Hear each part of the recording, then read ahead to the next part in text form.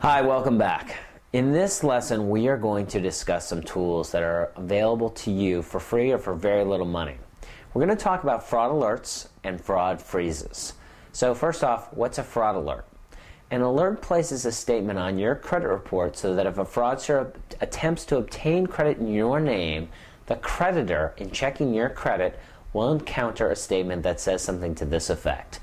I may be a victim of fraud. Call me at my phone number 312-555-7890 before extending credit. By calling you, the creditor ensures an extra layer of security. There are two different types of fraud alerts. The first, and much more common, is a 90-day alert. This is for someone who suspects that they've been an identity theft victim, but doesn't know for sure. So I set up a 90-day alert a few weeks ago, and here's how it impacted me.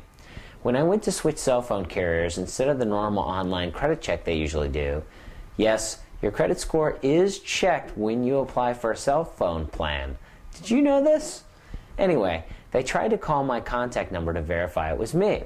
So my old cell phone rang, and then I was able to verify over the phone that yes, it was me trying to order a new plan. My visit to the cell store was longer, but it was also a lot safer. As I was just suspicious that I was a victim of identity theft just a few weeks earlier, I got the 90-day alert. To set this up, call any of the three bureaus. Equifax's number is 1-800-685-1111. Select option 4 and option 4 again, and you're in the automated system. Or you can go to Equifax.com.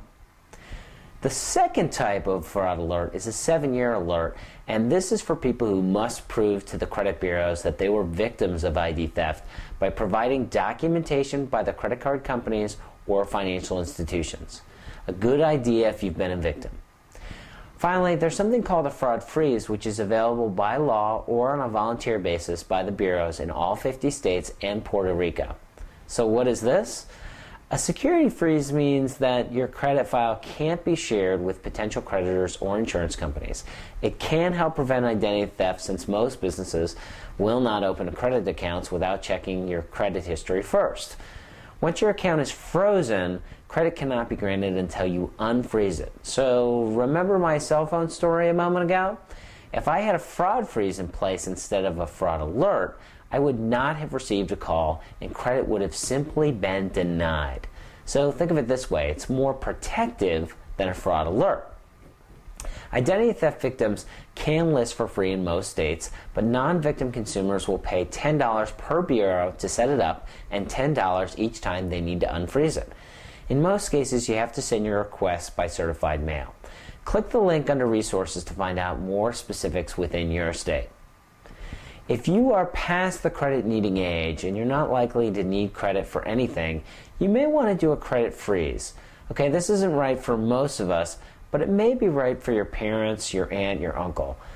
The elderly are common targets of identity theft as they often have great credit scores and aren't checking accounts as frequently. Fraud alerts and fraud freezes are not 100% fail-safe, as some creditors can and will issue credit without pulling a credit report. But they are effective as most financial institutions use credit checking to protect themselves, and that, in the end, protects you better. So let's recap.